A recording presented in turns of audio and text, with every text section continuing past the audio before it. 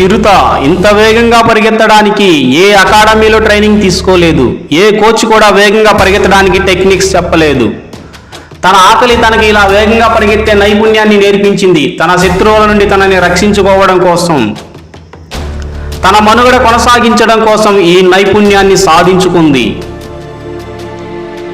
పేదరికం, ఆకలి మనిషికి కూడా జీవన నైపుణ్యాలని నేర్పిస్తాయి.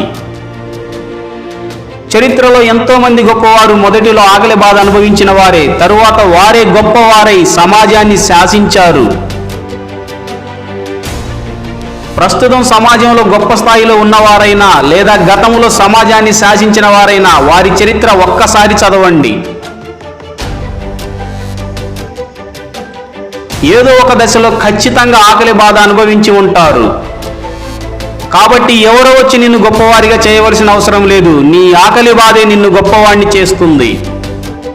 చిరుత ఎలాగైతే వేగంగా పరిగెత్తే నైపుణ్యాన్ని సాధించుకున్నదో అలాగే నీవు కూడా జీవితంలో అభివృద్ధి చెందడానికి ఏదో ఒక నైపుణ్యాన్ని అభివృద్ధి చేసుకో. సక్సెస్ సాధించాలి అంటే కష్టపడాలి. మన నైపుణ్యాలకి సాన పెట్టాలి. వజ్రం కూడా సాన పెట్టందే మెరవదు. సమస్యలను ధైర్యంగా ఎదుర్కోగల తెగువ ఉండాలి. సంక్షోభాలని చక్కగా పరిష్కరించుకోగల సత్తా ఉండాలి.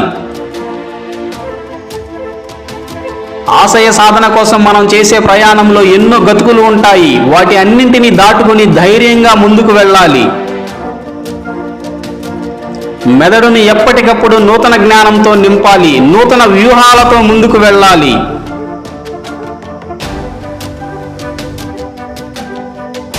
భూతద్దం ఎలాగైతే సూర్యకిరణాలను ఒకే చోట కేంద్రీకరించి కాగితాన్ని కాల్చివేస్తుందో అలాగే లక్ష్యాన్ని సాధించడం కోసం మనలోని శక్తి సామర్థ్యాలన్నిటినీ లక్ష్య సాధన వైపు నడిపించాలి.